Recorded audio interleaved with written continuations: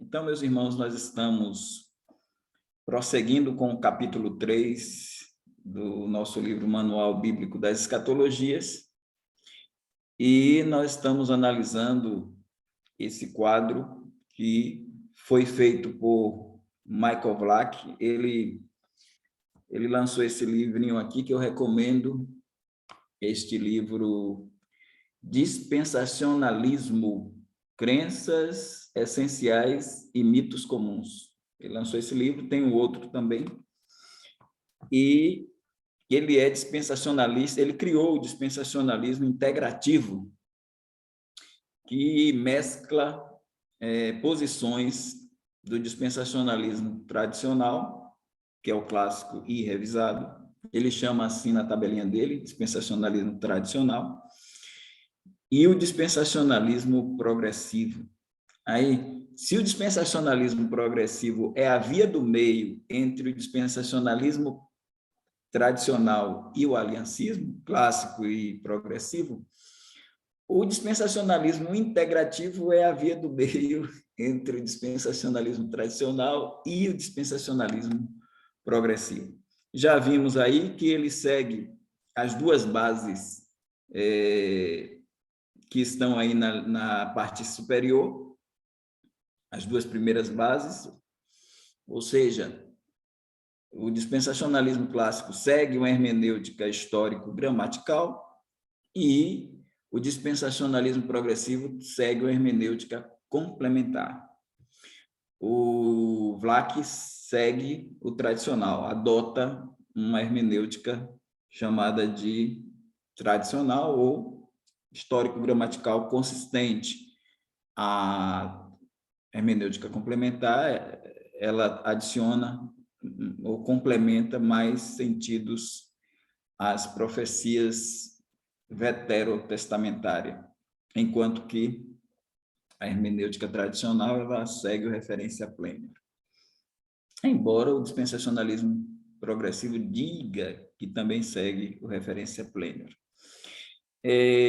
No estudo passado, fizemos no estudo retrasado, né, nós fizemos uma análise entre Jesus não estar no trono de Davi, e isso o dispensacionalismo integrativo segue também, vai na mesma linha, Jesus não está no trono de Davi, agora à direita de Deus. Para o dispensacionalismo progressivo, Jesus está no trono de Davi. Não somente o dispensacionalismo progressivo, mas também o aliancismo, tanto progressivo quanto clássico, acredita assim.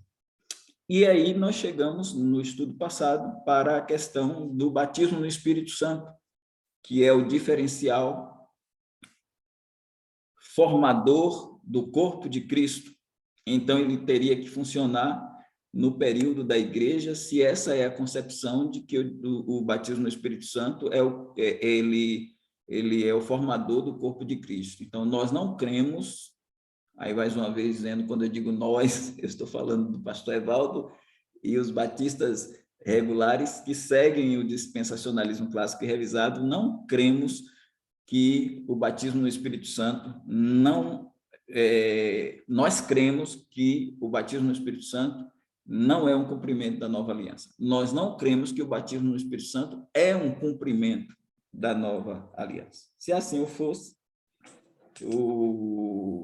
ele teria que funcionar tanto na tribulação quanto no milênio, formando um novo corpo, porque a nossa visão é de que o batismo no Espírito Santo ele não é um cumprimento da nova aliança, porque ele forma o corpo igreja, cujo cabeça é Cristo.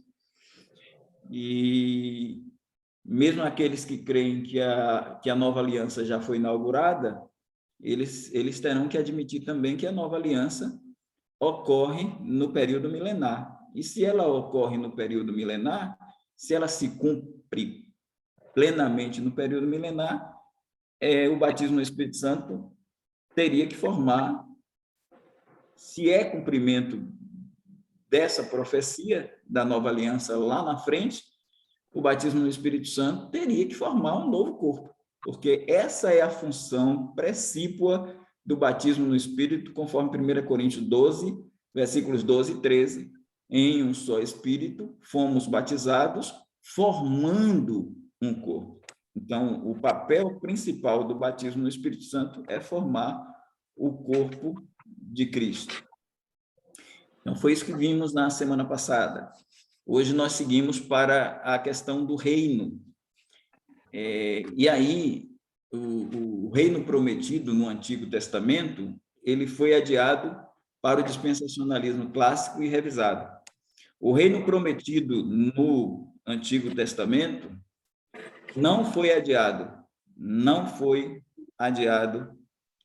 Então, a visão do dispensacionalismo progressivo é que o reino prometido no Antigo Testamento foi adiantado.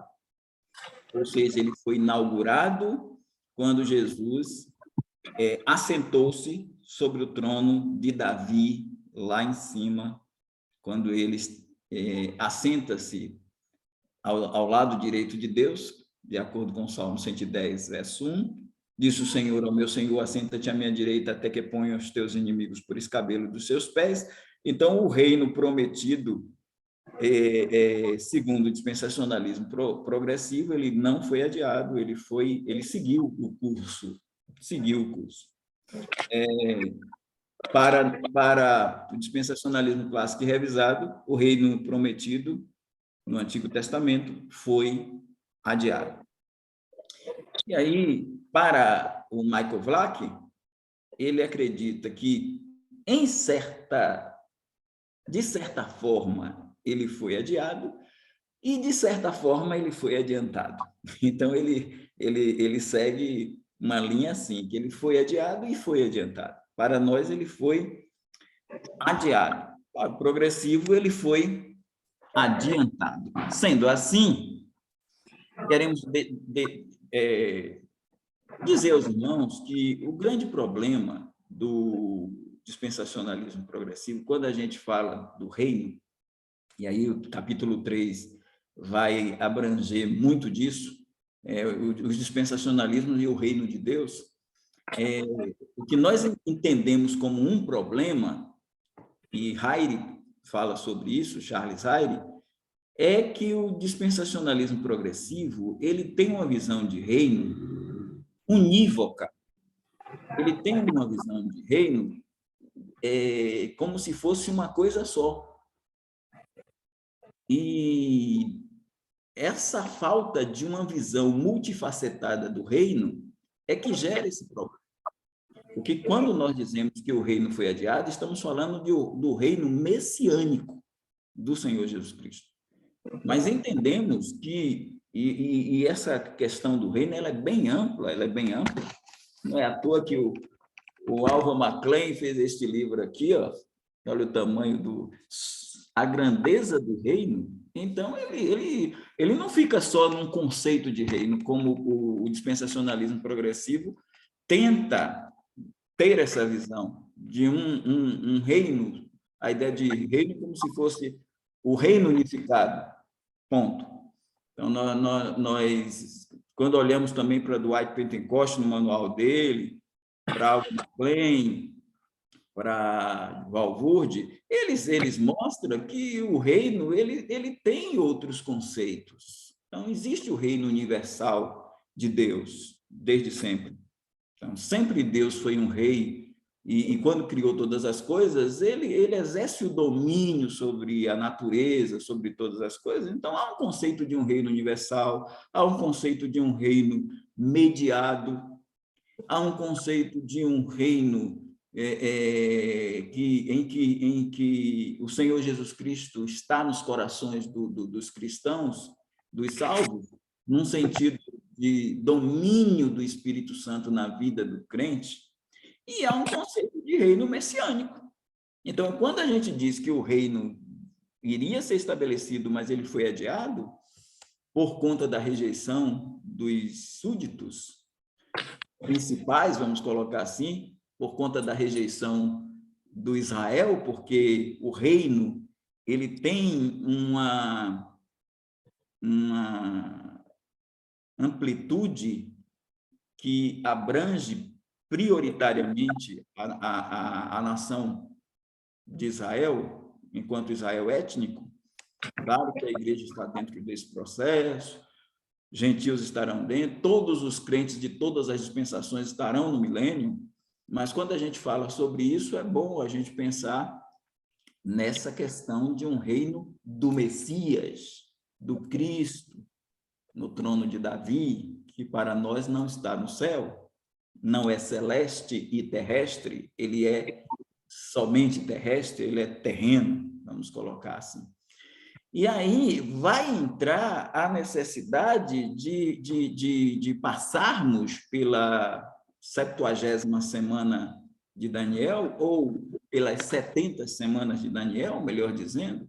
E aí, claro, irmão Elias, nós não vamos aprofundar, mas a gente vai precisar dar um toque rápido. Então, isso eu vou fazer agora. Eu vou pedir a Márcio para sair desta tela e colocar a Bíblia aí, e colocar para a gente o capítulo 9 do livro de... Nossa, eu estou de nós agora. 9 de Daniel, e os versículos 24 a 27, só para a gente mostrar que, para pensar em reino adiado, a gente tem que pensar também na chamada teoria do intervalo, a teoria da lacuna profética. Então, há uma profecia no capítulo 9 de Daniel, de versos 24 a 27, que eu não vou aprofundar, mas preciso olhar com os irmãos para ela, essa profecia das 70 semanas, que tem interpretações diferentes no processo de escatologia, tanto com aliancistas, pós-milenistas e amilenistas, quanto dispensacionalistas pré-milenistas clássicos e revisados, e que o dispensacionalismo progressivo não olha tanto para ela, apesar de alguns dispensacionalistas até considerar bem, mas, regra geral, eles não olham tanto para ela. Então, nós vamos lendo, 70 semanas estão determinadas sobre o teu povo e sobre a tua santa cidade. Então, notem que as 70 semanas são...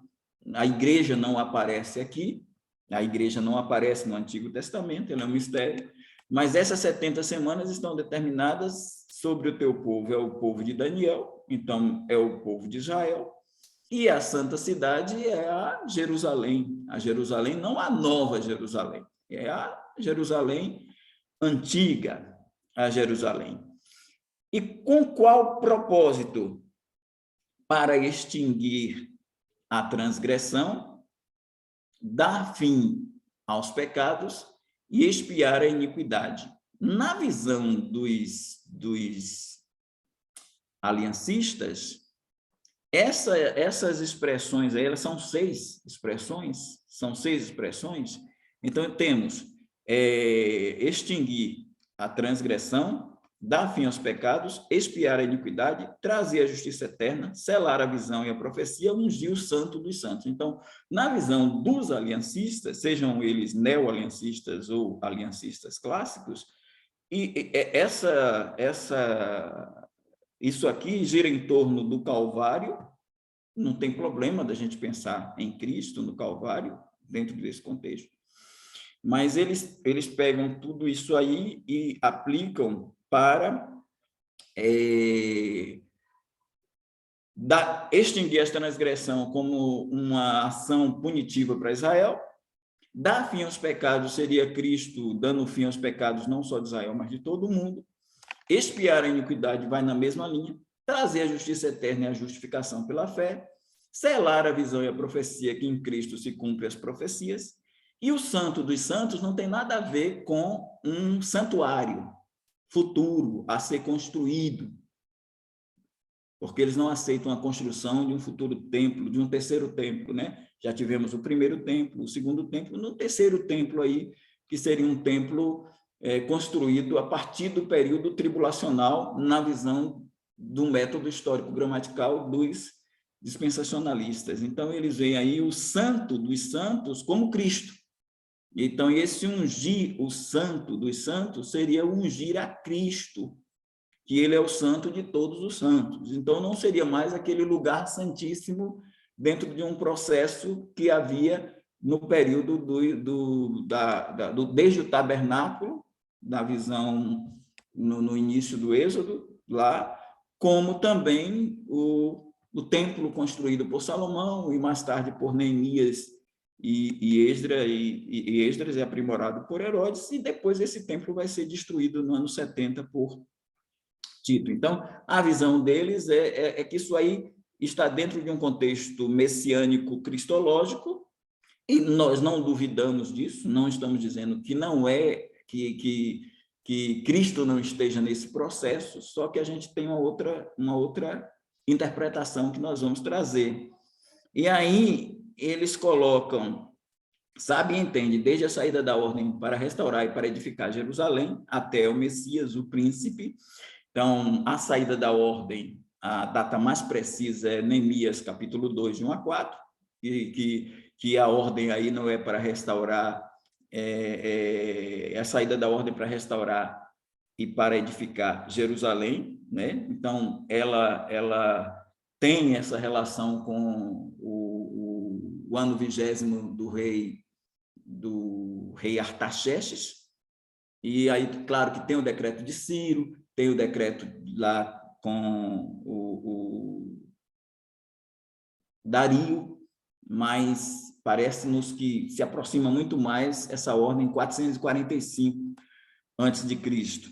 Isso faz a diferença, porque vai se fazer a conta desse período, né? Até o Messias, o príncipe. Aí tem uma divisão tríplice, né? Uma divisão de estágios. Estágio número 1, estágio número 2, estágio número 3. Então, o estágio número 1 seriam 49 anos, porque nós temos aqui 7 semanas. 7 semanas. Então, essas 7 semanas, ou 49 anos, a partir de 445, quando o rei Artaxerxes libera o copeiro dele, o Neemias, para poder fazer essa edificação da cidade, dos muros e tal. Então, esse primeiro estágio aí, ele abrangeria a reconstrução da cidade, e aconteceu, 49 anos. Então, 7 semanas.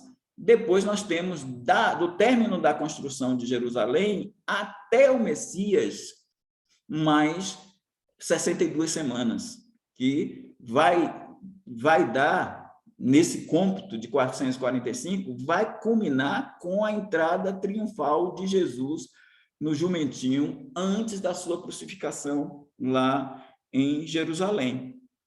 E aí ele diz que depois dessas 62 semanas, ou até o Messias, o príncipe, 7 semanas e 62 semanas, as ruas e as tranqueiras se reedificarão, mas em tempos angustiosos. E depois das 62 semanas, quer dizer, depois das 69, será tirado o Messias.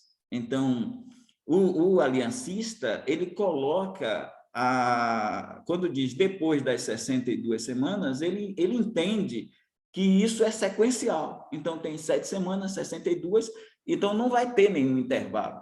Então, depois das 62, entra o quê? A 70ª. Então, eles colocam a morte de Cristo dentro da 70ª semana.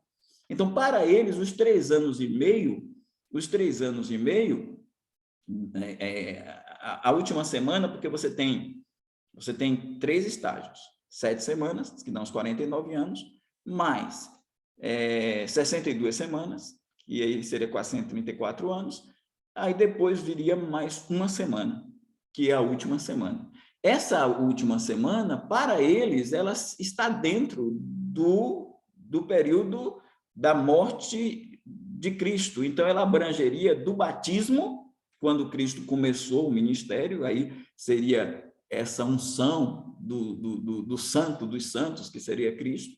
Então, daria os 3 anos, porque Jesus teve um ministério de 3 anos e meio. Então, eles dizem que esses 3 anos e meio seria a primeira metade da semana, culminando com a morte de Cristo. Aí, Márcio, levanta um pouquinho mais aí os versículos. Então, portanto, para eles aí, esse versículo de número 26, e depois das 62, né? Aí ele disse, né? Depois das 62 entra o quê? A 70ª, porque é 69, depois das 62 será tirado o Messias e não será mais. Então, aí ele já coloca a morte de Cristo dentro dessa semana, né? E aí, irmãos, tem um problema. Tem um problema, porque eles vão até o meio da semana, né? Cristo morto. Mas eles não conseguem andar com mais 3 anos e meio. Porque não aconteceu mais nada depois dos 3 anos e meio, no sentido de um evento interessante, né? Aí tem uns que colocam assim, teve a destruição do templo, mas só que a destruição do templo vai acontecer se Jesus morreu no ano 32, a destruição do templo vai ser 38 anos depois. Se foi no ano 33, 37 anos depois. Se fosse como muitos deles colocam, no ano 27, ele iria morrer, a destruição do templo ocorreria no ano 70. Então, temos aí pelo menos uns 40 anos para lá. Então, como é que 3 anos e meio, tudo certinho, literal, do batismo à morte, mas como é que fica? E aí tem deles, se os irmãos quiserem até vasculhar, pode olhar uma live do pastor Paulo Júnior, bem pequenininha, de 18 minutos, com o pastor Leandro Lima, em que o pastor Leandro Lima diz, daqui para cá, à esquerda, daqui para cá, 3 anos e meio, daqui para lá, essa semana, esse restante da semana se cumpre até a volta de Cristo. Então, até a volta de Cristo, eles colocam lá. Então, esses 7 anos já se multiplicam para até a volta de Cristo. Eles criticam a gente por causa do intervalo, mas entra aí esse processo aí, que eles colocam não só o milênio como espiritual até a volta de Cristo, mas eles botam também a 70ª semana até a volta de Cristo, mas dentro de um contexto assim. Já se cumpriram 3 anos e meio e vai assim. Ou então, alguns deles, não, as 70 semanas já se cumpriram. Os 3 anos e meio, depois não tem mais nada a ver, foi para lá. Aí eles dizem que no verso, aí vocês têm, e o povo do príncipe que há de vir destruirá a cidade e o santuário. E o seu fim será como inundação. E até o fim haverá guerras e estão determinadas as assolações. Aí alguns dizem que esse príncipe com P minúsculo é Tito, mas o texto não está dizendo que é Tito. O texto está dizendo o povo do príncipe. Ele não está pontuando que esse príncipe é Tito. Ele está dizendo que o povo do príncipe que há de vir. Então, qual é a nossa interpretação? É que o povo do príncipe é o povo romano. E se a gente for para a história, nós vamos ver que ocorreu isso mesmo. Quem foi que destruiu o templo e a cidade?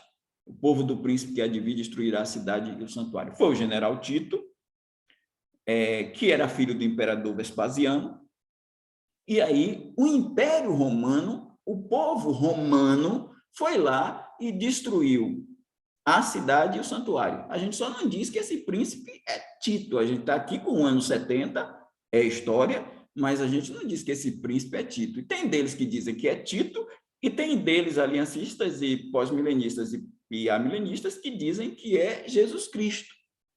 E aí fica um pouquinho difícil dizer que esse príncipe com P minúsculo é Jesus Cristo, porque, primeiro, lá no verso 24, vocês estão vendo aí, até o Messias, o príncipe, está com P maiúsculo.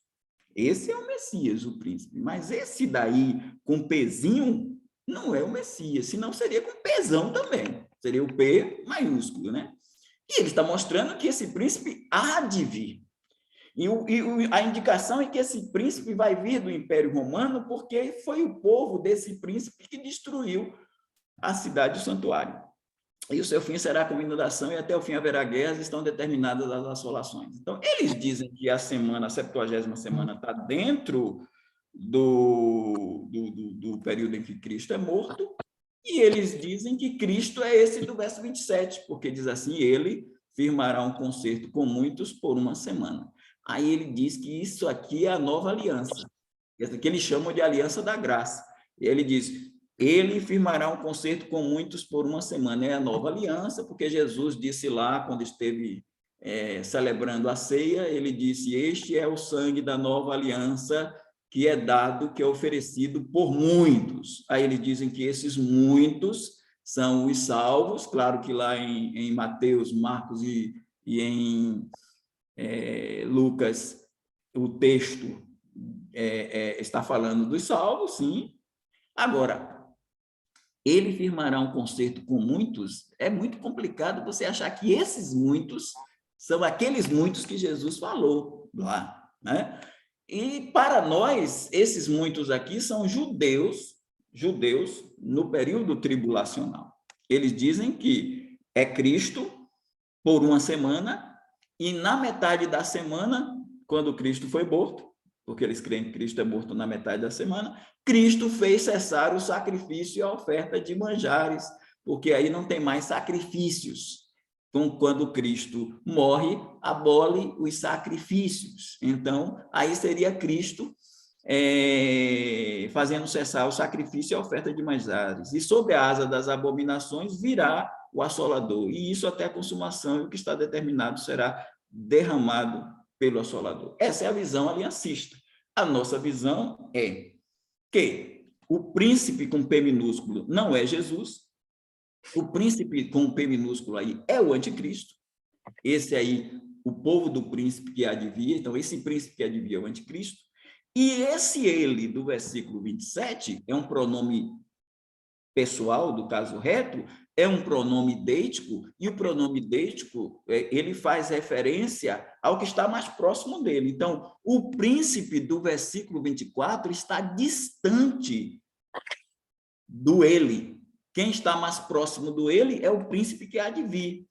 E aí, para nós, ele firmará um concerto com muitos por uma semana, seria o anticristo fazendo um concerto com Israel durante essa semana. E no meio dela, ele quebra esse concerto e aí entra o assolador, que no nosso modo de ver, Jesus, ele vai projetar isso para o futuro no sermão escatológico, capítulo 24 e 25 de Mateus, capítulo 21 de Lucas, capítulo 13 de Marcos, e lá em capítulo 24, versículo 15, ele diz, quando, pois, virdes que a abominação da desolação de que falou o profeta Daniel está no lugar santo, quem lhe entenda, então, nós entendemos que isso vai muito além do ano 70. O ano 70 diz respeito ao povo do príncipe destruir a cidade e o santuário, que foi o que Jesus falou no sermão escatológico. Não ficará aqui pedra sobre pedra que não seja derribada, falando do santuário, mas aqui também, lá ele também abrange a cidade. Ele diz, ele chora sobre a cidade e diz que não ia ficar pedra sobre a cidade. Então, ele profetizou o não ficar pedra sobre a cidade e o não ficar pedra sobre o santuário. Aí, dentro dessa questão, entendemos que entre a 69ª semana e a 70ª semana há uma lacuna, há um intervalo, e esse intervalo abrange o nascimento da igreja e o seu arrebatamento. E aí, dentro desse contexto de intervalo, nós podemos perceber o adiamento do reino. Então, o reino foi adiado parcialmente até que ele volte. Isso aí a gente vai analisar quando analisar falas de Jesus Cristo, mas isso é lá na frente, e analisarmos também o Apocalipse, porque se for como os aliancistas dizem, não teríamos nada de 7 anos de tribulação. Eles creem, vamos dizer assim, os aliancistas acreditam num período de tribulação. Os aliancistas acreditam na vinda do anticristo, mas eles não trabalham, os aliancistas trabalham o pós-tribulacionismo, mas o aliancista ele não trabalha os 7 anos, porque para o aliancista a semana de Daniel ela é a última semana, ou ela é espiritualizada, ou ela se cumpre do batismo à morte de Cristo, e mais os 3 anos e meio, que não teve mais um evento fundamental, interessante, então eles creem assim. Já o pessoal do dispensacionalismo progressivo acredita que o reino já está aqui, porque eles não veem a necessidade desse adiamento para a introdução da igreja. Eles acreditam numa continuidade, que a igreja continua, tem essa continuidade, que o reino continua, e a igreja inaugura a nova aliança, inaugura a aliança abraâmica e inaugura a aliança davídica. Por isso, eles creem que Jesus está sobre o trono de Davi, e a visão deles é de um reino adiado, não, adiantado. E a visão do clássico e revisado é de um reino adiado.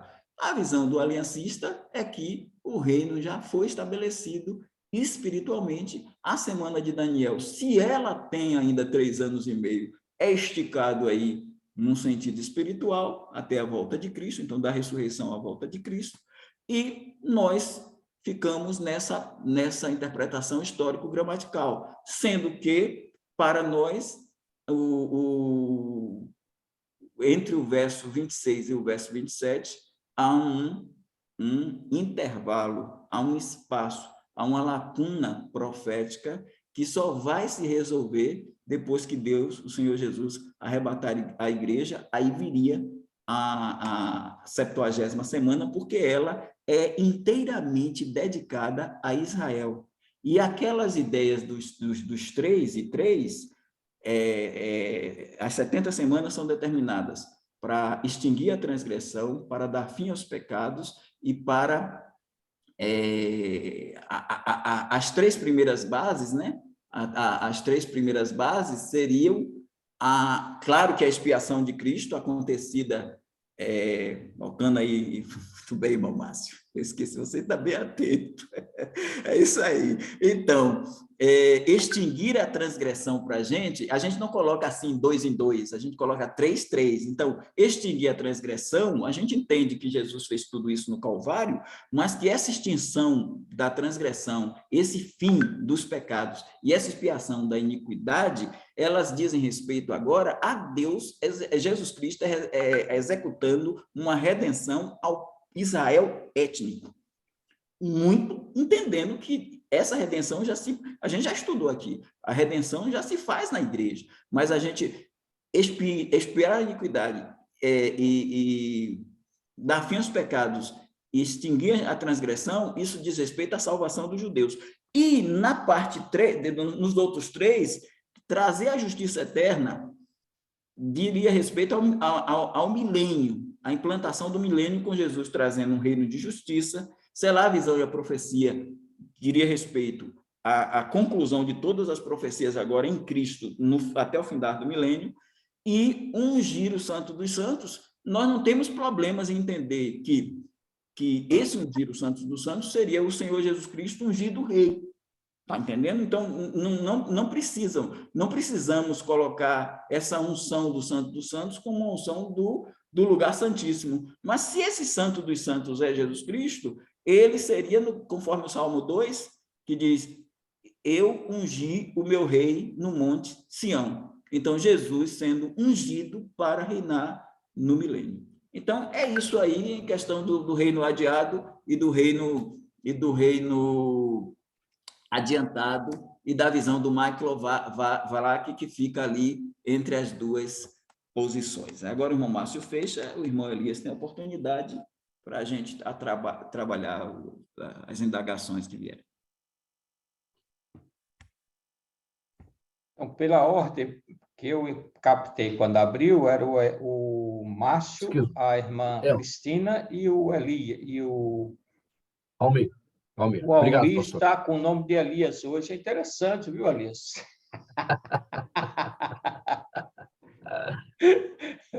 É isso. Tem uma explicação aí a posteriori. Então, o irmão Márcio, a irmã Cristina e o Almir. Eu gosto muito desse texto das 70 semanas e é a primeira vez que eu estou sendo apresentado ele com as visões diferentes de épocas diferentes e de teólogos diferentes. É interessante para saber, porque muita gente, durante esses 2000 anos, estudou esse assunto. E quando eu leio esse assunto, esse texto, eu tenho uma confusão não confusão, mas não é claro para mim o aspecto de que a gente está falando do povo de Israel, porque você não extingue o pecado, literalmente falando, tratando apenas do povo de Israel. Você não sara as transgressões da humanidade, porque o problema da humanidade começou com Adão. E toda a humanidade, todos os homens pecam, são transgressores. Então, eu tenho uma grande dificuldade, por causa que somos literais dizendo, olha, é para a tua cidade. Mas quando fala para resolver o problema do pecado, então, do pecado pode ser só de Israel, não é da humanidade. Então, isso é uma dificuldade que eu tenho na interpretação desse texto. E a outra coisa que eu gostaria de falar as 70 semanas estão determinadas para dar fim à transgressão, ao pecado e tudo mais. As 70 semanas, independente de qual seja a pré-milenista, pós-milenista, ela termina exatamente no retorno de Cristo antes do milênio. Estou correto ou não no entendimento? Repete a pergunta, Márcio. Repete a colocação, Márcio. Sim. As 70 semanas de Daniel, elas terminam exatamente ao fim da grande tribulação. Falta essa uma semana. Alguns creem que a igreja estará aqui, outros que a igreja não estará aqui, mas essa última semana, ela é a completude dessa profecia de Daniel 9. Ou seja, 69 semanas já aconteceram, terminaram ali na crucificação, no batismo, não importa, mas terminaram as 69 semanas em Jesus, e falta esses 7 anos que serão os anos da tribulação e grande tribulação, onde ao final dela essa profecia vai ser cumprida. E essa profecia diz que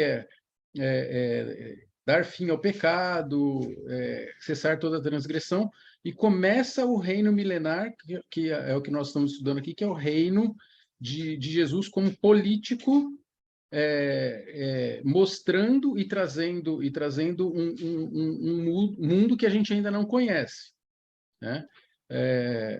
Ou seja, podemos entender que ao zero de jogo, começou o milênio, as nações teve a guerra lá e Jesus começou a reinar. Naquele momento, começa um mundo sem pecado, que depois haverá, durante o milênio lá, os que pecarão e tudo mais, mas a gente começa o milênio com nenhum pecador, ou eu estou enganado? Essa profecia, ela se cumpre ao final da grande tribulação? É isso que estamos demonstrando. Quando, Márcio, nós falamos do extinguir a transgressão, do dar fim aos pecados, isso, veja bem, isso não exime de modo algum a ação de Jesus Cristo como Cordeiro de Deus que tira o pecado do mundo, porque nós vamos ver isso em outros textos. Nós vamos ver em Isaías 53, nós vamos ver vários textos do Antigo Testamento e do Novo Testamento. Então, quando a gente olha para a profecia de Daniel, dada por Gabriel, ali especifica sobre o teu povo e a tua santa cidade. Porque é interessante, Márcio, quando a gente vincula isso a Romanos capítulo 11, 25 a 27, lá diz, não quero que ignoreis esse segredo, para que não presumais de vós mesmos, que o endurecimento veio em parte sobre Israel, ele está falando do Israel étnico, no capítulo 9, 10 e 11, então o endurecimento veio em parte sobre Israel, até que a plenitude dos gentios haja entrado. E assim todo Israel será salvo, como está escrito, de Sião virá o libertador, e desviará de Jacó as suas impiedades. E olha o que diz aí, lá no verso 27 diz, este é o concerto que eu farei com eles. Com eles quem? Com o Israel étnico. Esse é o concerto que eu farei com eles. Quando eu tirar os seus pecados. Quando eu tirar os seus pecados. Então, quando o texto diz lá ali, para expiar o pecado, para dar fim aos pecados, é dar fim aos pecados de Israel. Porque a aliança nova, ela é feita, Jeremias 31, 31 a 34, diz que essa aliança é feita com Israel e com a casa de Judá, com a casa de Israel e com a casa de Judá. Então, quando ele diz isso aí, a gente olhando para o texto, então, 70 semanas estão determinadas sobre o teu povo e sobre a tua santa cidade para extinguir a transgressão, dar fim aos pecados e expiar a iniquidade. Nesse caso, desse texto, isso não vai eximir de que Deus faça isso com todas as ações, entendeu? Mas esse texto, especificamente, ele está tratando com Israel e Jerusalém, com o povo de Israel e Jerusalém. Agora, quando você diz que as 70 semanas, a 70ª semana está projetada para o fim, é isso que a gente crê. Interpretando literalmente, o que nós falamos que os aliancistas não creem assim. E também os neoaliancistas.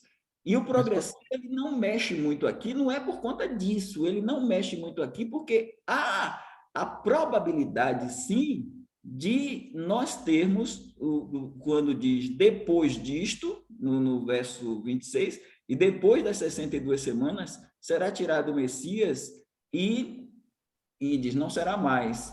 E o povo... Então, essa parte aí, depois das 62 semanas, que seria depois das 69, no cômputo seria a entrada triunfal de Jesus, né? E depois das 62 semanas será tirado o Messias, que depois da entrada triunfal, então não seria batismo, seria a entrada triunfal e ele sendo tirado, quando diz será tirado o Messias aí no verso 20, no verso 26, depois das 62 semanas, que seria depois das 69, será tirado o Messias e não será mais. E o povo do príncipe que advija, anos 70, destruirá a cidade e o santuário, e o seu fim será como inundação. E até o fim, esse ir até o fim, haverá guerra, estão determinadas as assolações, interpretamos como o nosso tempo, para depois a gente entrar no verso 27 com o cômputo dessa semana que você falou acertadamente, que ela está projetada para o futuro, no reinado do anticristo, no governo do anticristo. Então, a gente enxerga um intervalo. Claro que a gente não enxerga a igreja aqui, mas a gente consegue enxergar um intervalo. E quando a gente olha para a história, a gente vê a igreja nascendo 50 dias após a Páscoa, no cômputo da morte de Cristo, nasce no Pentecostes, e depois é que Jerusalém vai ser destruída, e o templo também vai ser destruído. Então, a igreja entrou, no mesmo ano da morte de Cristo, a igreja entrou, e aí a gente entende, se a igreja entrou, ela está dentro, e isso não menospreza a igreja, porque o dispensacionalismo progressivo diz que a gente fazendo assim, está colocando a igreja como plano B de Deus. A igreja não é plano B de Deus, a igreja está dentro de todo o plano, mas a gente diz que a igreja é uma lacuna profética. A gente não está diminuindo a igreja em dizer que ela é uma lacuna profética. Ela era uma lacuna profética porque os crentes do Velho Testamento não tinham a igreja. Eles não enxergavam a igreja era um mistério oculto. Agora, essa igreja ela vai aparecer no Novo Testamento como dentro da dispensação da graça, que é a dispensação desse mistério, que está lá em Efésios 3, verso 1 a 9. Né? Mas, isso. Pastor, extinguir, então eu posso entender que a interpretação volta, Márcio, volta a tela para todos. Eu gostaria de ter o versículo, tá. pastor. Não, tranquilo. Por isso, tá bom? Tá. Então, aqui ele direciona um comentário para Daniel, o anjo. Isso. E aí ele fala, o objetivo dessas 70 semanas, esse é o meu entendimento. Isso. É isso aqui. Então, eu estou entendendo que esse é o eu posso limitar, então, esse objetivo apenas ao povo de Israel? Dentro desse contexto... Sim, desse contexto, o literal, mas não... ser literal aqui implica que extinguir a transgressão e dar fim aos pecados é apenas para o povo que está direcionado. Isso. Essa é a interpretação. Mas só que a gente tem outros textos bíblicos que vão dizer que isso não está restrito só a Israel, dentro de outra perspectiva, mas não porque das 70 semanas, entendeu? Mais ou menos, porque o que eu entendo é complementar, né? As profecias, elas desde o princípio, todas elas, e o fim foi dado no começo. Então, a primeira vez que Deus falou com Adão e Eva ali, e falou com a serpente, a profecia já foi colocada e é a mesma até hoje. Então, Não, ela mas a profecia... ela é a progressiva, profecia, pastor. Só para terminar o meu raciocínio, Sim. a profecia, ou as profecias dadas a Israel por todos os profetas e os discípulos, os apóstolos e tudo mais, ela sempre foi e é progressiva e complementar. Ela sempre vai trazendo novas características para o plano original que foi dado em Gênesis 3, né? Que Não é tem pisar... problema, mas não tem problema em você pensar assim, não. Só que tem um detalhe. O que a gente está dizendo aqui tem a ver com o tempo, tem a ver com o tempo. Então, você tem 490 anos, dentro de um contexto de um povo que Daniel estava esperando, quando ele conversou lá com Deus, e Deus mandou Gabriel, ele estava esperando que os 70 anos já do cativeiro determinassem uma remissão para Israel, uma redenção para Israel, e ele vai dizer, não, a redenção para Israel, ela não termina agora. Isso é o que você está pensando, mas tem 77. Então, ele está falando para Israel. Agora, é claro que Gênesis 1 ou 3, versículo 15, é para toda a humanidade. E outros tantos textos. Eu só estou querendo te informar que, quando ele fala assim, dar fim aos pecados, extinguir as transgressões, ele não está falando do mundo. Agora, quando você pega, por exemplo, a série de sacrifícios que foram feitos de bodes e de touros pelos pecados do povo de Israel, aquelas séries de sacrifícios, quando a gente vai para Hebreus, quando a gente vai para João 1, a gente vai ver que João Batista vai dizer que isso aí é para tirar o pecado do mundo. Então, com certeza, extinguir a transgressão, dar fim aos pecados, todo esse processo se estende à humanidade, mas dentro desse texto aí, as 70 semanas são dadas com essa finalidade, entendeu? Em relação a Israel. Como marco temporal, eu entendo. Como completude para o objetivo do que está sendo dito, como complementar, eu não entendo. O literalismo me faz, à luz de outros textos, entender que o cumprimento disso é ao pecado e à humanidade, não só a Israel. Não tem problema. Não tem problema você ter essa visão, não, viu? Tá não bom. tem problema você ter essa pastor visão. Evaldo. Sim, pastor Evaldo. Olha só, o que eu entendi da pergunta do Márcio é que ele até teve uma hora, ele falou, então, quando começa o milênio, não vai ter pecadores. Essa profecia, Márcio, não é para acabar com o pecado, quer dizer, os crentes, os salvos que vão entrar para o milênio, eles ainda vão entrar com o pecado. Tá claro, pastor Ulisses, mas a gente já discutiu e falou aqui que somente salvos entram no milênio. Exatamente. Seus filhos... Mas pecadores. Isso. Tudo bem, salvos entram no milênio. Então, assim, no zero de jogo, é pecado zero, no meu entendimento. É porque só entra salvos. Então, esses salvos, eles são pecadores. Isso, não tem dúvida. Salvos. Então, o perdido não entra. Exato. O perdido não entra, só isso. entra salvo. Agora, quando é que esses pecados realmente vão sumir para sempre? É depois do milênio, né? Exato. No sentido de que os pecadores vão ser lançados no lago de fogo. Então, pastor Evaldo, o senhor deu a chave disso na semana passada ou na anterior. Tá? Se eu lembro bem, a minha memória diz o seguinte, por enquanto a gente está num calendário progressivo. Isso. Em determinado momento, que é esse zero de jogo, a gente começa com um calendário regressivo. Então, se eu entendi bem, isso tudo, as 70 semanas, é pura e simplesmente o cronômetro exato do plano divino. Então, não sei se o meu entendimento... Tá certo. E aí, o que é que entra? Eu entendo também o que o pastor Ulisses coloca. O que é que entra, assim? Tem uma fala lá no Salmo 37 bem interessante. Vai chegar um tempo em que eu olharei para o ímpio e não verei mais o lugar dele, porque os mansos herdarão a terra. Então, quando é que os mansos herdarão a terra? Quando terminar o milênio, Deus criar a nova terra. Aí não tem mais pecador, mas no milênio ainda vai ter pecador salvo, só vai entrar pecador salvo, mas também haverá o nascimento de pessoas e alguns não vão querer ser salvos. Aí é isso aí. Só um complemento na pergunta que o Márcio havia feito, pastor Evaldo, é que ele perguntou assim: todos, o amilenista, o pós-milenista, o progressista, o aliancista, acredita que a mesma coisa sobre a 70ª semana de Daniel? Não, eles não acreditam, por isso que eles espiritualizam e eles fazem toda essa mescilânea que cria toda essa confusão. É porque eles espiritualizam a semana de número 70, e aí, como o pastor explicou, uns dizem que já se cumpriu ali em Jesus, outros simplesmente ignoram que a outra metade até o final. Então, só os pré-milenistas acreditam que a 70ª semana de Daniel cria esse marco zero, como você colocou aí, entendeu? Essa é uma posição exclusiva dos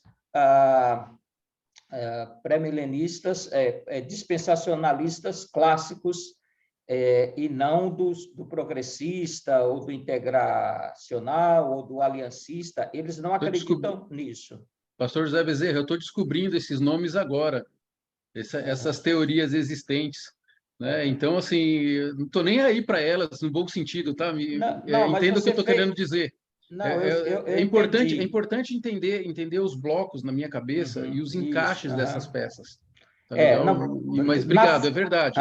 Você fez, na primeira instante da sua pergunta, você fez essa pergunta, e é bastante importante nós entendermos que, quando tange ao literalismo da 70ª semana de Daniel, nem o aliancista, nem o progressista, eles creem como nós cremos, né? Isso é uma diferença bastante marcante, né? Vamos voltar, então, para as mãos erguidas pela ordem aí, né, Márcio? O Elias, é a irmã Cristina. A irmã Cristina. Boa noite, irmãos. Pastor Evaldo, desculpa eu voltar só um pouquinho no que foi falado a semana passada, mas o irmão falou agora, né, que tem lá o príncipe, que é Jesus, e o príncipe que é de vir, que é um P pequeno. E em Ezequiel 34, 23, diz assim: suscitarei sobre eles um só pastor, e ele as apacentará, e meu servo Davi é que as apacentará, ele lhe servirá de pastor. E eu, o Senhor, lhe serei por Deus, e o meu servo Davi será príncipe, com letra pequena, no meio delas. Eu sou o Senhor. Por isso, Davi é um corregente, né? Ele é o segundo com Cristo. Ele não está reinando Davi. Então, eu entendi isso. E lendo Ezequiel, o livro de Ezequiel, fala muito de príncipe. Muito, muito, muito. Mas tudo com letra pequena, com letra minúscula, o príncipe. Ali está se referindo a Davi? É isso? Eu sei que não é bem o assunto de hoje, mas é isso. E eu entendo o que o Márcio falou, mas eu fiquei pensando agora que Deus sempre falou com Israel com o tempo, né? Daqui 400 anos vocês vão ser escravo, vai chover 40 dias. E Deus sempre colocou para Israel, parece que ele sempre lidou com datas, com tempos, né? E isso me fez pensar, não sei se eu estou certa ou se eu estou errada nessa observação. Tá bom? Desculpa voltar um pouquinho o tema, mas é muito interessante. 70 semanas é maravilhoso. A senhora foi lá naquela discussão sobre o Davi. Né? E outra, só uma coisinha só. Só uma coisinha. Apocalipse 22, 16. Eu sou a raiz e a geração de Davi. Matou. Isso, né? Não, porque assim, o que eu quis dizer é que dentro do texto de Daniel, tem um príncipe com P minúsculo e tem um príncipe com P maiúsculo. Então, a gente deduz que são dois príncipes, porque foi especificado ali, no hebraico, essa diferença.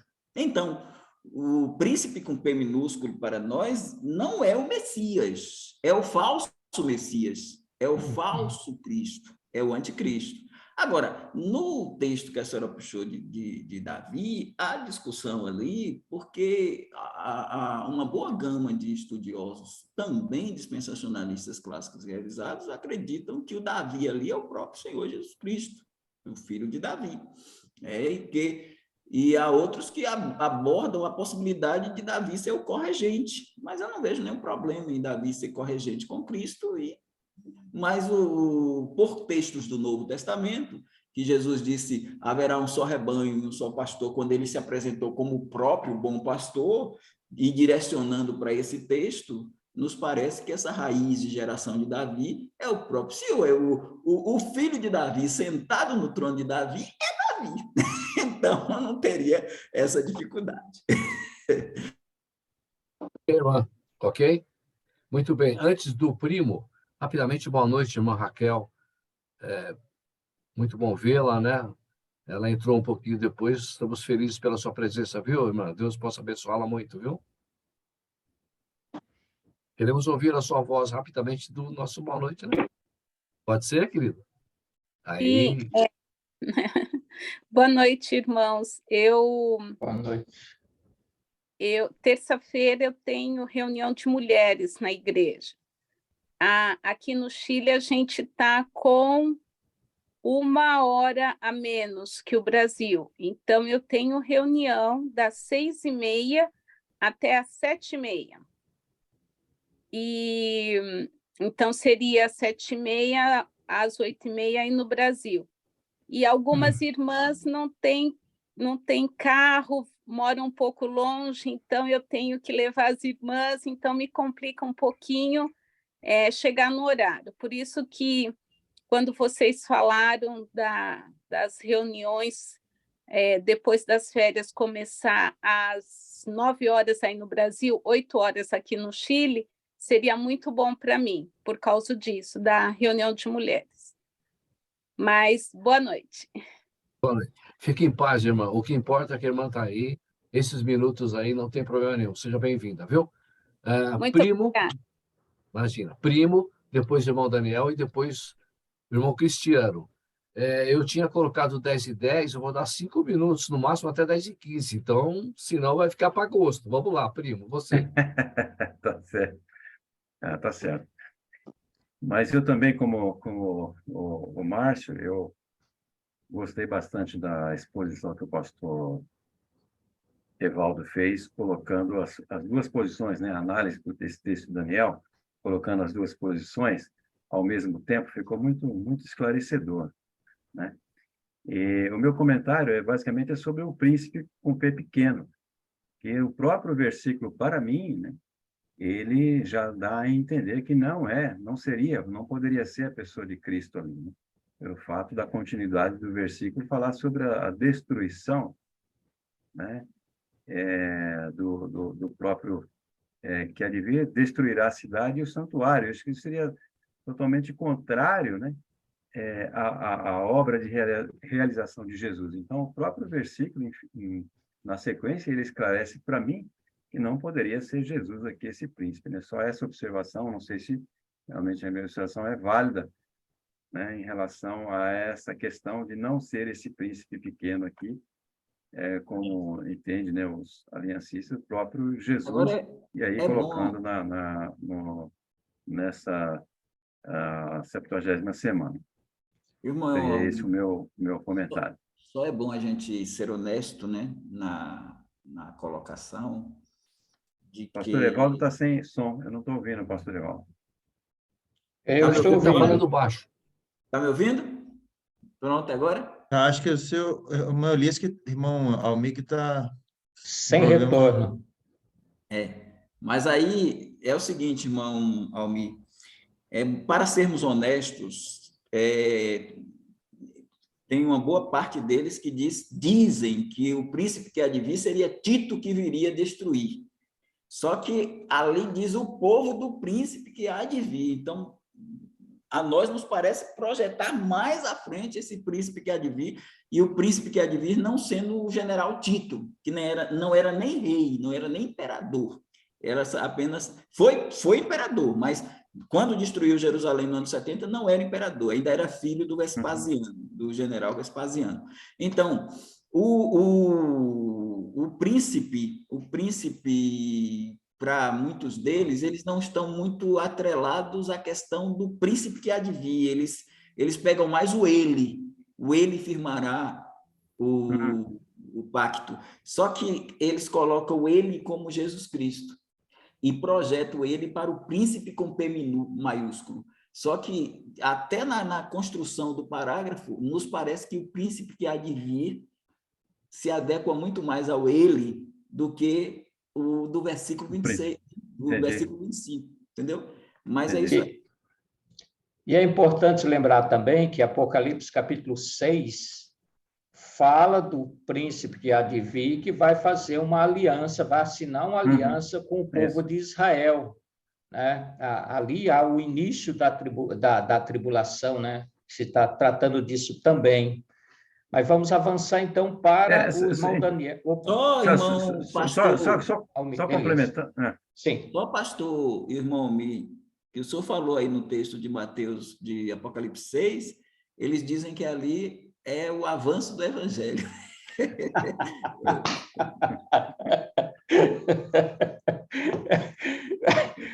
Então, contrário, né? Obviamente, já falamos isso aqui durante estudos anteriores, que é muito claro, né? Quando Deus fala ali, que especificamente que o texto está tratando exclusivamente para Israel, né? E como foi muito bem colocado, outros textos vai nos levar a entender que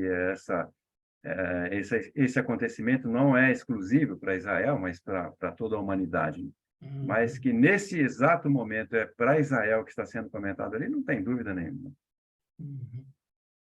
Eu fico aqui pensando que, por enquanto, são só pinceladas, né? Imagina quando eu vou pintar mesmo de verdade. Aí vai ferver. Daniel, por favor.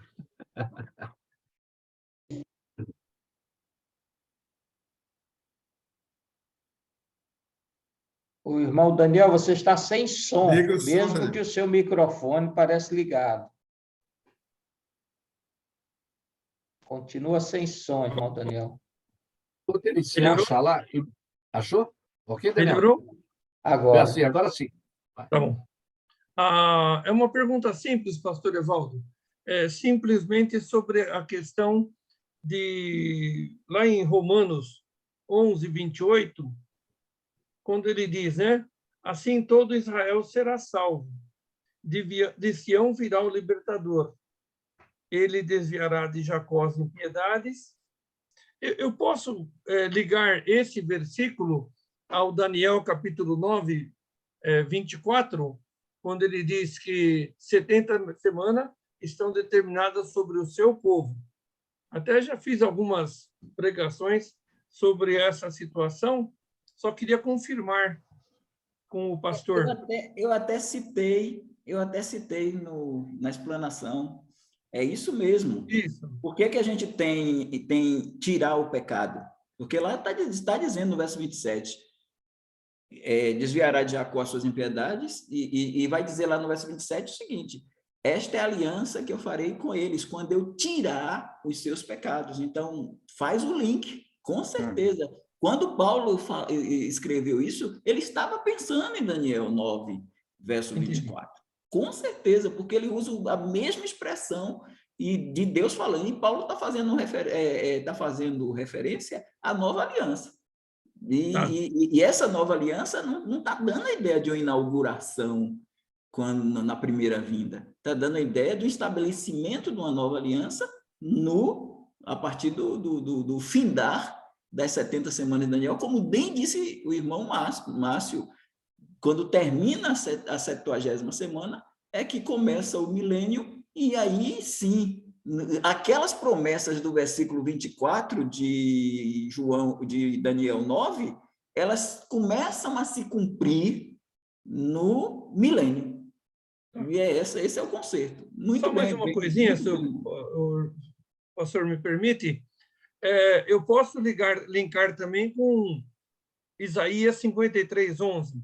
Ele verá o fruto do seu trabalho e a salvação do povo judeu. Seria bom ler o texto.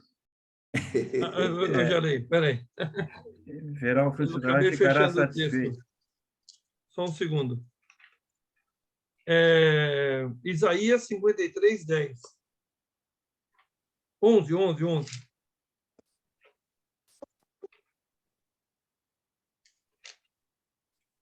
Achei. Ele verá o fruto do trabalho da sua alma e ficará satisfeito com o seu conhecimento. Meu servo, o justo, justificará a muitos, porque a iniquidade deles levará sobre si. Esse texto, aí é o que eu falei com o irmão Márcio, esse texto agora a gente pode expandir para toda a humanidade. Israel está no meio? Sim. Vai acontecer com Israel étnico depois? Também sim, lá no final das 70 semanas. Obrigado, pastor. Há um versículo de Zacarias 12:10 que marca até o exato momento em que essa conversão se dará, né? Diz assim: e derramarei sobre a família de Davi, sobre os habitantes de Jerusalém. Isso é quando o Senhor está vindo com poder e glória, né?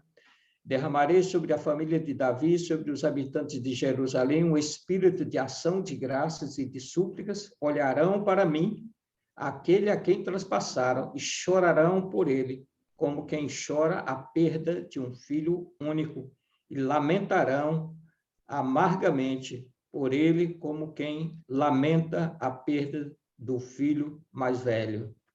Então, essa conversão, o exato momento em que os olhos são abertos, as escamas caem, e mundialmente eles são salvos, né? Onde estiver judeus que escaparam com vida. Amém. Esse versículo é maravilhoso, é de uma força absurda, fantástico. Irmão Cristiano, cadê o irmão Cristiano que eu não estou vendo lá aqui? No cantinho. Tá lá no cantinho à esquerda lá. Vai lá, irmão. Pronto, eu tenho aqui 3 perguntas, mas eu vou tentar resumir. Jeremias 31, de 31 a 34, se cumpriu? Essa é uma pergunta. Resposta logo, não. Esse cumprimento vai acontecer com o povo étnico de Deus, o Israel étnico. A partir da tribulação começa a se cumprir e vai se estender por todo o milênio. A igreja desfruta dessa profecia? A igreja desfruta de aspectos da nova aliança. Aspectos. Isso não implica dizer que a nova aliança está inaugurada na era da igreja. Ela desfruta de aspectos. Quais aspectos, pastor? Derramamento do Espírito, é o batismo no Espírito, quando a gente recebe a Cristo. E o arrependimento, a conversão, quando Deus tira o nosso coração de pedra e coloca em nós o coração de carne. E ele põe dentro de nós o Espírito. Isso são aspectos, mas a nova aliança, o que o senhor lê aí, depois do senhor lendo de 31 a 34, o senhor vai ver, tem pelo menos, linkado com Jeremias, com Ezequiel, tem pelo menos 12, no mínimo 12 promessas. E quando a gente fala só de 2 aspectos, ou até 3, querer forçar demais, querer colocar a inauguração da nova aliança para hoje. Eu acredito que não se cumpriu, não, mas tem aspecto realmente que a igreja desfruta. Outra coisa, pastor, a gente sempre vai emperrar nessa questão do aliancismo, né? Porque se não há uma separação da igreja de Israel, a gente nunca vai ter uma linha doutrinária mais fiel. Eu acho que o problema de muitos é essa dificuldade de dividir essa lacuna que a igreja, que o Velho Testamento não viu, né?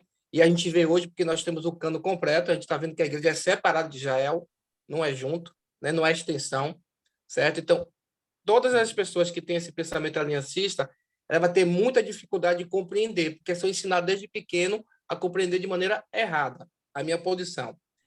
E uma profecia que ainda não se cumpriu, pastor, que não é para a igreja, eu não lembro agora o versículo, procurei aqui, não achei, mas a terra de Israel vai até o rio Eufrates. Concordam comigo? A promessa até o rio Eufrates. Sim. Se cumpriu isso? O senhor vai guardar, no mês de julho, o senhor vai estudar o capítulo 12, que fala das alianças, E naquele capítulo das alianças, nós trabalhamos 3. A aliança davídica tem a ver com trono, são os 3 T's, TTT. Aliança davídica, trono. Aliança abraâmica, terra. Aliança nova, trato. Essa troca de corações, trato. Então, terra, trato e trono. Quando o senhor for lá para a terra, aliança abraâmica, não, aliança davídica, quando o senhor for para o trono, o senhor vai ver lá no capítulo do livro, o senhor dá uma olhadinha, que a gente mostra até onde Salomão ele conseguiu cumprir partes dessas promessas, mas não, ainda faltaram muitas coisas, a gente trabalha lá. Eu falo isso, pastor, porque você tem como fazer uma diferença nesse sentido, né? Porque a igreja não expressa a promessa. É totalmente diferente. Então, por isso que nós estamos na linha certa. É só isso. E aí vem uma coisa importante, viu? A separação de Israel da igreja, irmão, essa distinção, isso é maravilhoso, porque se a gente conseguir fazer isso, nós vamos compreender a escatologia. Os olhos da gente, como o pastor Bezerra falou aí, como escamas que caíram lá dos olhos de Paulo, lembra?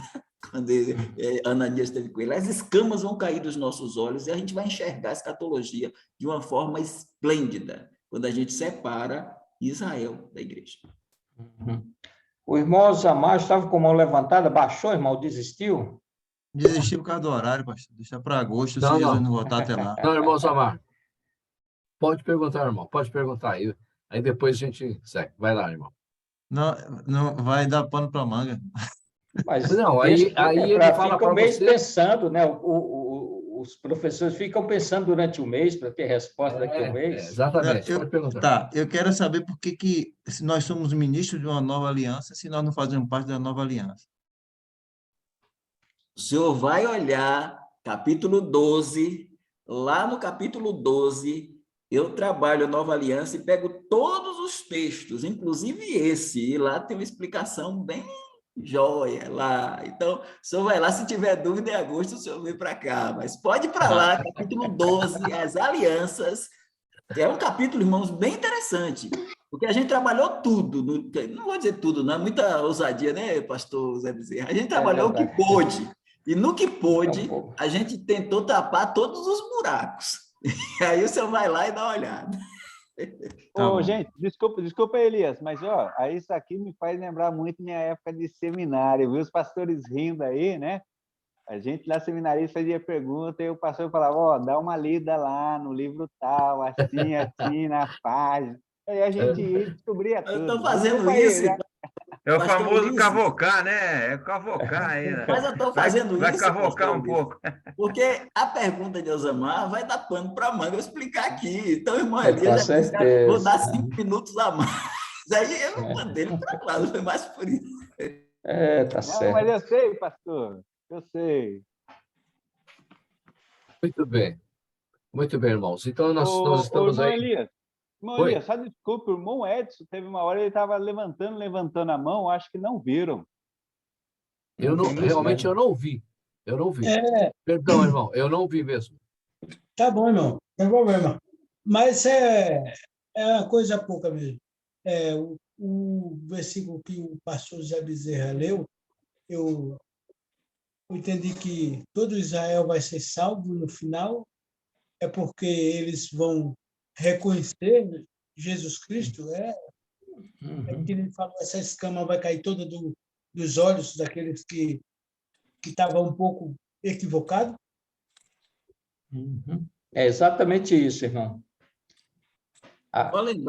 Só lembrar o irmão Edson uma coisa importante. Lá em Zacarias vai dizer que Deus vai julgar Israel e 2/3 vão se perder, esses 2/3 vão para o anticristo e 1/3 será. E aí, quando é dito todo Israel, é bom lembrar Isaías que diz, ainda que Israel seja como a areia do mar, o remanescente vai ser salvo. Então, o todo aí abrange, claro, as 2 testemunhas, que são judias, abrange os 144 mil e abrange também aí o que o pastor colocou, lá naquele julgamento das nações, quando Jesus puxar os gentios, que são as ovelhas que estão do lado direito, E o núcleo, que é Israel, os pequeninos irmãos, que é Israel, que está ali também fazendo parte. Então, o que é que vai sair? Como a gente falou, como o irmão Márcio falou aí, o que é que vai sair?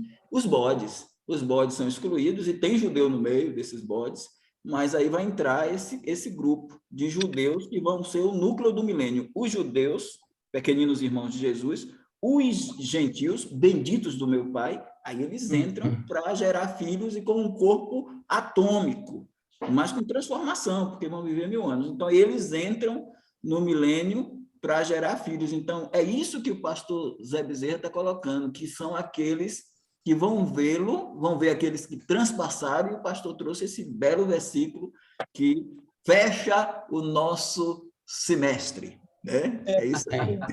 Perguntei assim, Muito bem. Eu trouxe esse ciclo aí, e eu lembrei muito por causa de uns programas que eu vi aí, que falava sobre Israel, que não ia ser. Uns ensinam que todos Israel vai ser salvo, e outros eles ensinam que não vai ser salvo. Que nem o Leandro Lima mesmo, ele fala, eu já assisti uns comentários dele. Então, esse que o pastor Zé Bezerra mostrou aí, lembrou bem, por isso que eu perguntei, e eu tinha um pouco de dúvida sobre a salvação dos judeus, né? Se era todos por completo, todos, por exemplo, uma metade deles. Eu tenho essa dúvida. Agora, como esclareceu bem, o pastor Zé Bezerra esclareceu bem com esse versículo aí, e o pastor Evaldo falou que tem alguns bodes no meio, então vai ser separado. Então, só isso mesmo. Nelson. Ok, irmão. Ok. Muito obrigado. Bom, nós estamos encerrando, né, o nosso semestre aí, e eu havia separado aí pelo menos uns 15 minutos, agora tem um pouco menos, mas temos aí alguns minutos para deixar esse tempo aí para qualquer irmão que queira fazer qualquer comentário aí a respeito dos ensinamentos do grupo, né? Não perguntas, porque senão não vai dar. Mas eu gostaria de fazer o primeiro comentário. Assim, eu fico muito feliz com o nosso grupo, com os rumos que a gente tomou, né? E eu fico lembrando aqui que em maio de 2020, quando a gente começou ali, Deus colocou no meu coração para a gente reunir alguns irmãos e começar a conversar a respeito da escatologia. Aí éramos aí eu liguei para o meu primo, a primeira pessoa que eu liguei para o Almir, e falei com ele, ele achou legal, e aí ele falou, eu vou falar com mais alguns irmãos. Eu falei, tá bom. E eu falei, eu vou falar também. Aí falei com o Hélio, com o meu cunhado Hélio, e aí ele falou com o irmão Daniel e o pastor Henrico, ou vice-versa, aí, enfim, aí são esses irmãos que chegaram aí naquele início, né? E mais um outro irmão que não está aqui participando, né? Mas, assim, aconteceram fatos que eu só fico vendo que é a mão de Deus realmente nos ajudando e nos abençoando aqui. Porque o Hélio vai e convida o pastor Bezerra. Aí ele fala comigo, olha, convidei o pastor Bezerra, o que você acha? Eu falei, eu acho excelente, ótimo. Aí o pastor Bezerra, ele chega para o nosso grupo, ele acrescenta coisas, estudos maravilhosos para nós, né? E nós vamos crescendo. Aí o pastor Bezerra vai e pede orações pelo pastor Evaldo, que a gente nem conhecia quem era. Aí começamos a orar por ele, aí depois ele vem para o nosso grupo, e aí se torna isso tudo que nós temos aqui. Aí o pastor Bezerra, por força da obra que ele tem feito, precisou se ausentar um pouco, e o pastor Evaldo está aqui. Aí eu só fico agora imaginando como é que vai ser o semestre que vem com esses dois aqui. Entendeu? Então vai ser assim, espero que os dois estejam juntos.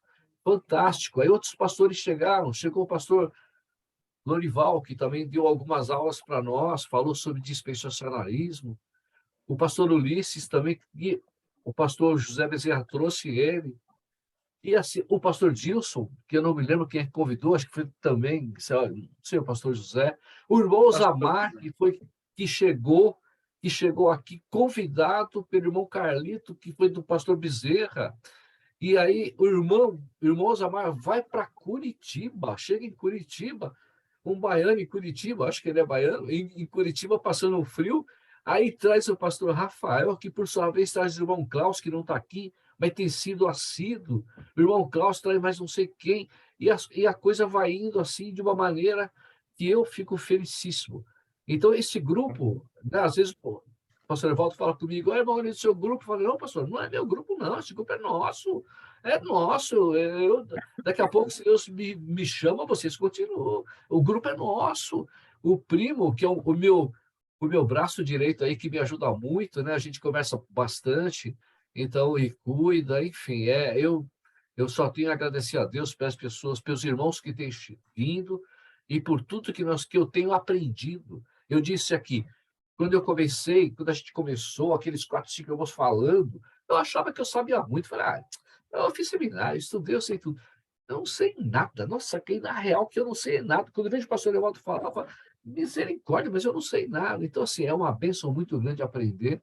Eu estou muito feliz que Deus possa abençoar cada um de vocês, irmãos. A gente aprende junto aqui. Terça-feira é uma bênção maravilhosa. Que privilégio que eu tenho de desfrutar a comunhão e a presença de todos vocês aqui aprendendo. Chegou a irmã Cristina, a única mulher no nosso meio, mas uma estudante aí firme. Agora a irmã Raquel, estou gostando, a segunda vez que ela está aí, a missionária, que ela também possa ser firme. Muito obrigado a todos, eu estou muito feliz mesmo. Bom, primo, você quer falar? Pode falar.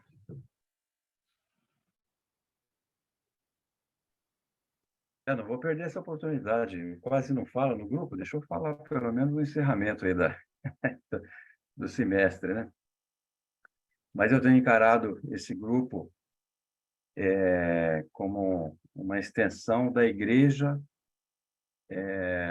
da qual eu já congreguei, tive o privilégio de congregar em algumas igrejas, e nós sabemos que a relação de irmandade ela se torna muito mais produtiva e também agradável quando nós estamos juntos, não é? E nós desenvolvemos isso ao longo da carreira cristã com os irmãos que nós conhecemos, e isso é um privilégio, né, para o cristão, poder ter um grupo de irmãos onde você pode compartilhar com eles as orações, enfim, também poder ajudar em outras questões, porque são diversas áreas das nossas vidas, nós precisamos estar próximo aos irmãos.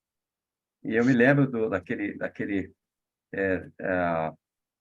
lembrete que o pastor Bezerra leu lá um tempinho atrás, acho que quando ele começou, daquele grupo de homens que surgiriam, né, para que pudessem defender aí a palavra. E esse grupo, de fato, ele veio para ficar mesmo, né? Nós temos uma lista grande de assuntos pela frente, começamos com escatologia, mas temos muitos outros temas interessantes que são edificantes para o nosso crescimento e nós pretendemos realmente continuar até a volta de Cristo, se Ele nos permitir, enquanto nos der vida também para estar aqui. Mas é um privilégio poder ter conhecido homens de Deus e é claro que durante a nossa carreira cristã, conhecendo tantos irmãos em Cristo, alguns têm alguns destaques, né? Não tem como a gente não ter contato com pessoas e poder destacar algumas pessoas dentre aquelas que a gente tem conhecido. E certamente que o pastor José Bezerra, né, e o pastor Evaldo são desses nomes que fazem parte no meu hall de pessoas ali, realmente que são obreiros do Senhor e que estão em minhas orações, sempre orando por vocês, e os demais também, né? Mas nós temos realmente esse particular de poder reconhecer nessas pessoas quão próximas são de Cristo. Então, são exemplos, né, de vida cristã para nós que nós devemos seguir. E também quero destacar aqui o nome da Cristina, porque foi e tem sido para mim uma grande alegria participar com a Cristina em nossa igreja em Vila dos Remédios. Conheci a Cristina algum tempo atrás, ainda quando ela trabalhava com um irmão meu na área musical, mas Deus depois me deu esse grande privilégio de conhecer essa irmã tão conhecedora da palavra de Deus, e quando eu a convidei para estar no grupo, nada mais foi porque reconheci e reconheço nela uma serva fiel ao Senhor e com um relacionamento muito íntimo com Deus, né?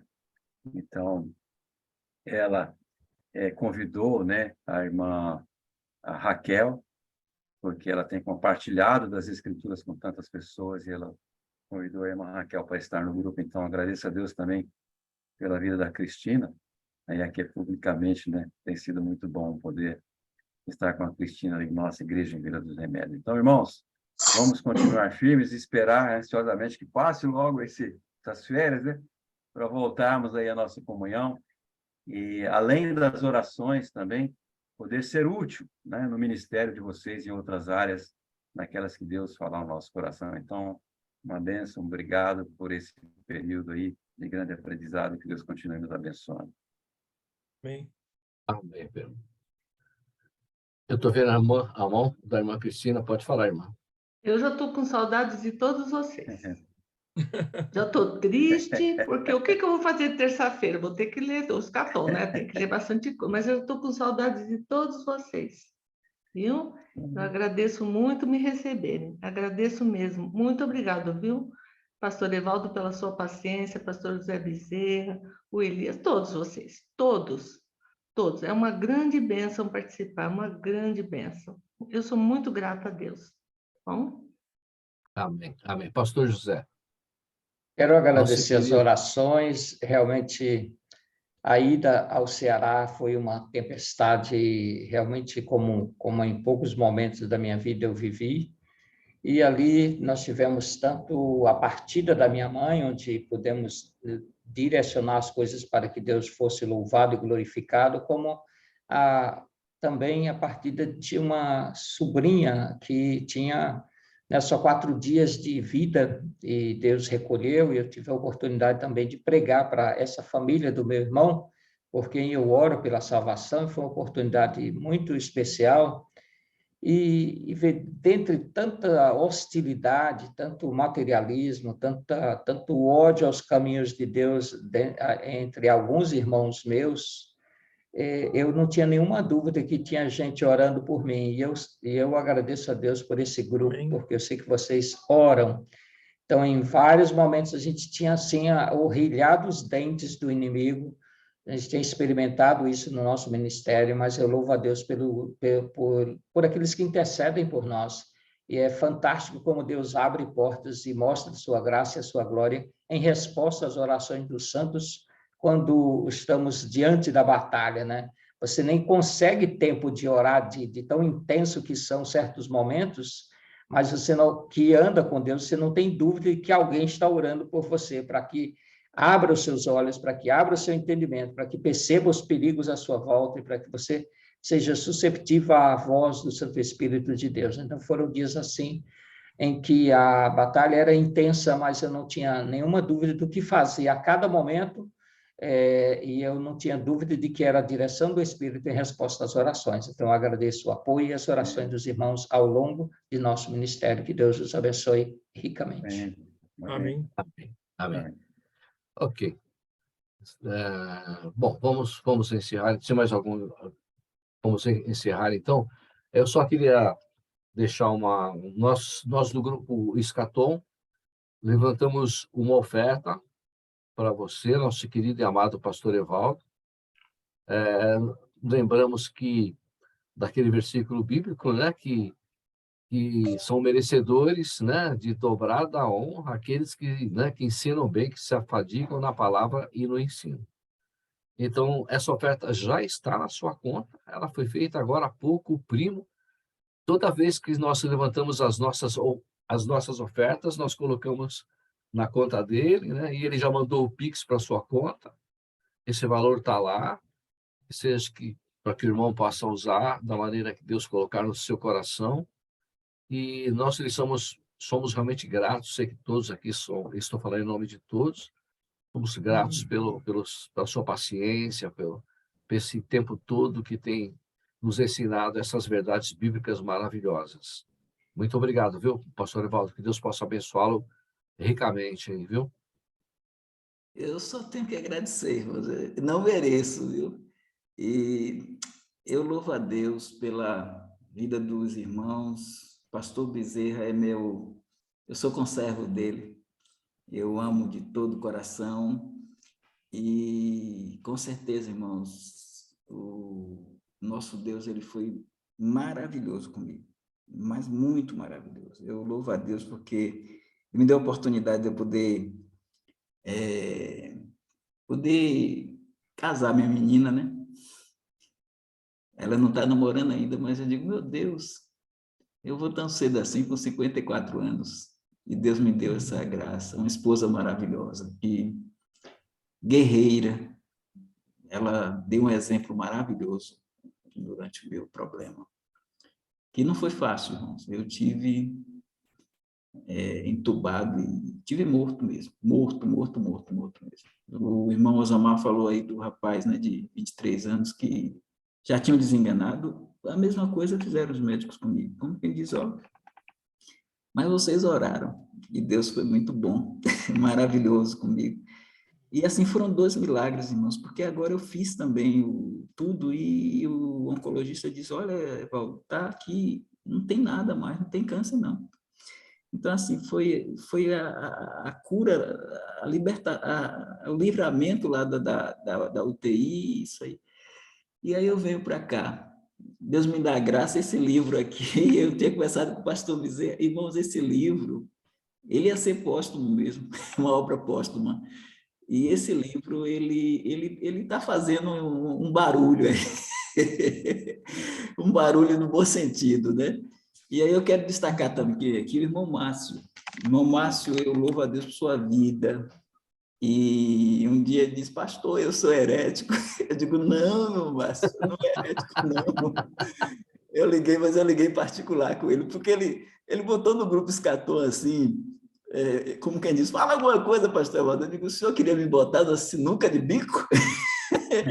Eu falei com ele em particular, eu digo assim, não, nem o Hernandes é herético, nem o Paulo Júnior, nem os amilenistas não são heréticos. Eles têm um posicionamento de interpretação que nós olhamos e vemos como uma interpretação equivocada. Mas eles são salvos, eles estão indo, fazem o Hernandes, eu gosto muito dele, tem inúmeros livros dele, para mim, ele é o melhor expositor. Pastor Bezerra que me corrija se eu estiver errado, mas para mim ele é o maior expositor brasileiro expositor bíblico. Ninguém expõe a palavra de Deus como Hernandes Dias Lopes. Nicodemos é um exímio defensor da palavra de Deus, do conservadorismo. Então, assim, nós amamos esses pastores. Agora, na escatologia, nós não concordamos com eles. Mas, meus irmãos, irmão Almir, irmão Bezerra, irmão Elias, em especial esses 3, muito obrigado por vocês me colocarem nesse grupo. Eu estou dizendo aos irmãos, eu estou sendo abençoado e muito abençoado. E eu gosto demais, viu, irmão Daniel?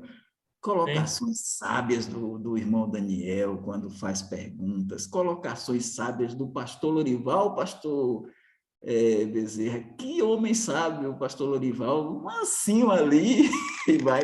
Glória a Deus, mas é verdade, eu concordo com você. Irmão Elias, uma bênção, irmão, os irmãos do grupo, as irmãs, a irmã Cristina, que maravilha, irmãos. Eu queria ter estou falando aqui baixo, né? Eu queria ter uma ovelha dessa aqui comigo. Sou um privilegiado, né? Então, mas eu louvo a Deus por todos vocês, viu? E os irmãos como um todo. Pastor Ulisses, nem se fala mais, de vez em quando ele dá umas cutucadas aí, e fala ali, viu, primo? E aí vai dar aquelas cutucadas, viu, Elias? Então, assim, esses irmãos são uma bênção, e eu digo aos irmãos, eu já não consigo mais viver sem vocês. Escatom, irmão, pode botar até o arrebatamento mesmo. Pode botar aí. Amém. Obrigado, irmão Elias, irmão pastor Zé Bezerra, pela humildade de compartilhar. O senhor que é uma pessoa sábia, Verdade. mestre para mim, e me dá essa oportunidade de poder falar e compartilhar diante de tantos ricos ensinos que o senhor já passou aí. E antes do pastor Zé Bezerra, eu assisti com o irmão Henrico, o irmão Daniel, os 4. Aquele grupo começando, eu peguei lá o vídeo, rapaz, e aí o irmão Daniel expondo e tudo, de que coisa boa. Obrigado, muito obrigado. Não vou falar para não estourar a live, mas muito obrigado. Valeu, irmão. Amém. Obrigado, pastor, obrigado. Que Deus possa abençoar todos nós. Temos um período de férias aí, né, entre aspas, abençoado, e voltar com pilha nova, com bastante bateria, para agosto, voltar aos nossos estudos. Sem dúvida nenhuma, sentiremos falta, né? Que todos possamos ter um mês aí abençoado. Nossa oração final hoje, eu coloquei lá, que é o pastor Lorival. Então, vou pedir para que o pastor Lorival encerre a nossa reunião de hoje com uma oração, Elias, tá bom? Só notei que o Márcio ficou calado aí nesse final. Por que será? Ele deve estar emocionado ali, viu? Tá bom, vai. Atendendo a pedidos. Pastor Evaldo, obrigado. Pastor Bezerra, ótimo. A gente tem aprendido bastante. Me sinto privilegiado, né, de fazer parte do grupo também. Acho que coloco questões que podem ser de fácil entendimento para muitos, mas para mim são questões realmente importantes. Eu não me importo em seguir Darby, Wetzel, tanto faz para mim. Eu acredito piamente que a palavra ela é rica e poderosa o suficiente para guiar o meu entendimento.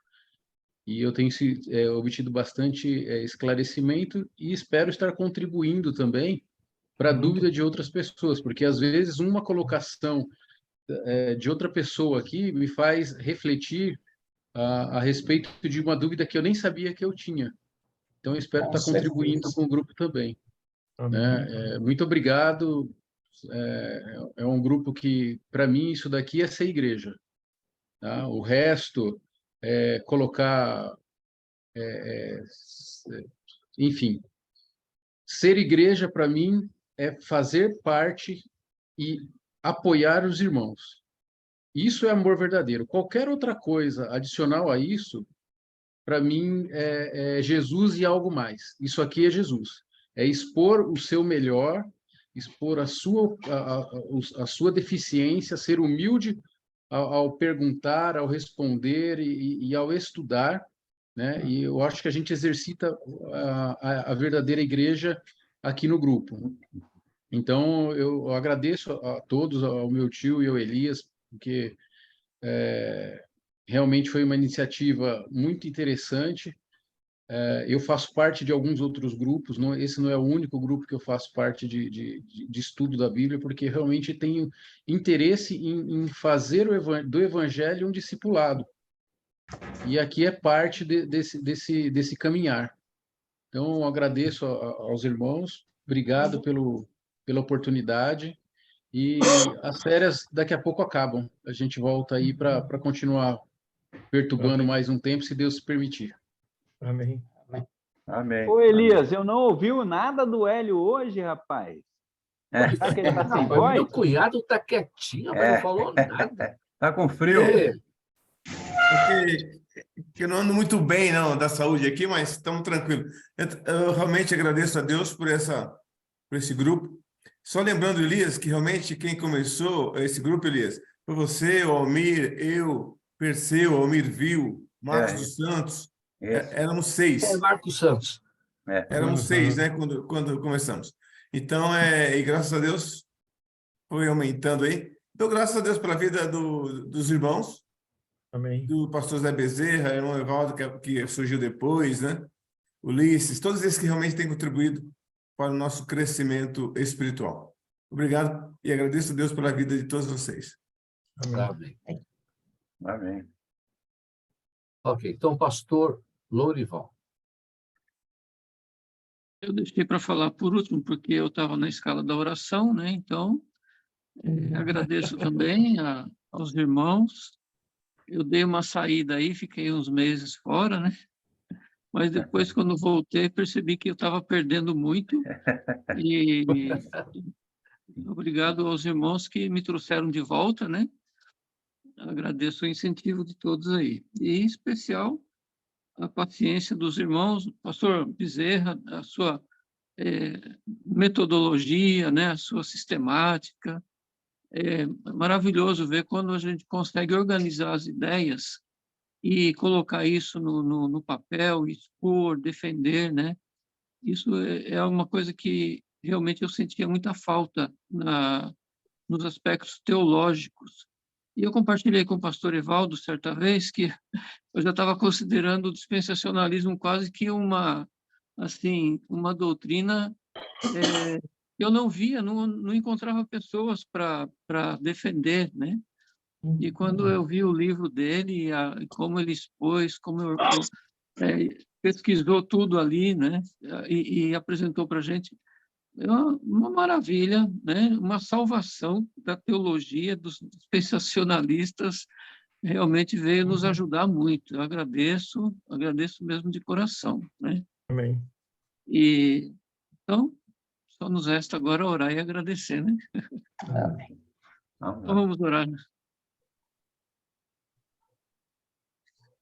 Querido Deus, Pai amado, queremos, Senhor, exaltar o Teu nome, porque no fundo nós sabemos que é o Senhor que tem promovido isso em nosso coração, em nossa vida, e todo o louvor, toda a honra e glória que podemos reconhecer entre nós, temos como causa a salvação de Cristo e o operar do Espírito em nosso coração, de maneira que podemos aprender, seguir consolidando a nossa fé, fortalecendo o nosso entendimento e tomara, Senhor, que nós tenhamos oportunidade de compartilhar isso em nossas igrejas, compartilhar com pessoas que encontramos nas nossas conversas, porque essa é uma fé consistente que realmente desperta um grande interesse nas nossas almas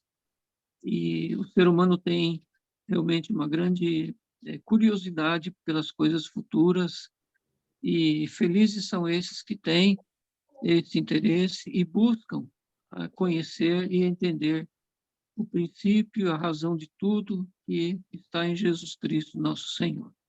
Então, pedimos que nos ajude a desfrutar destas bênçãos e poder, como bons discípulos do Senhor, ensinar a outros também isso que estamos aprendendo.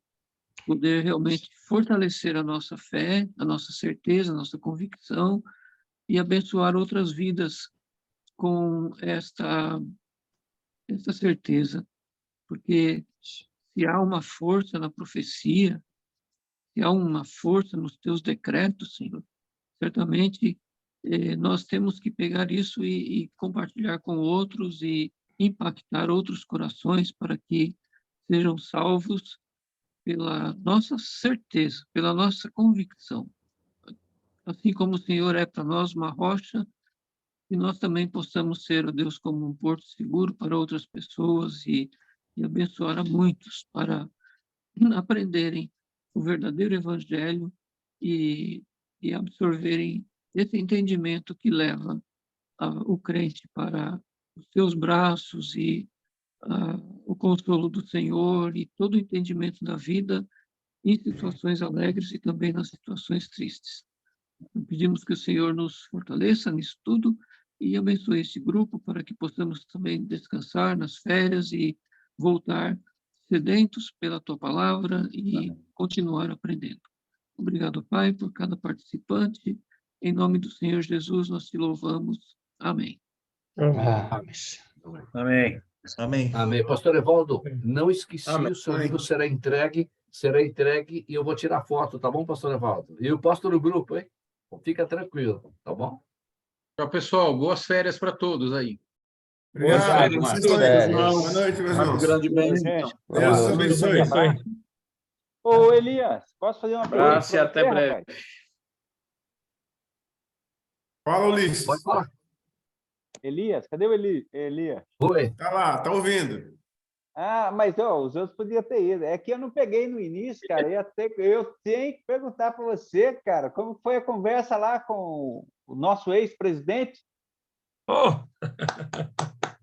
Eu acho que vocês conversaram no início, né? Mas eu não tive bastante problema. Como é que foi, cara? Então, olha, para te falar a verdade, praticamente não dá para você conversar com ele, porque é muita gente cercando, muita gente cercando. Aconteceu assim um fato, eu nem poderia imaginar. Alguns de vocês sabem que a minha esposa ela trabalha na área do futebol, né?